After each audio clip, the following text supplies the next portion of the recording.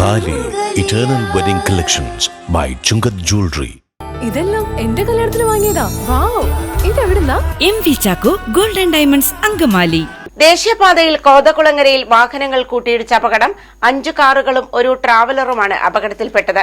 ദേശീയപാതയിൽ കോതകുളങ്ങരയിൽ വാഹനങ്ങൾ കൂട്ടിയിടിച്ചു. 5 കാറുകളും ഒരു ട്രാവലറുമാണ് അപകടത്തിൽപ്പെട്ടത്.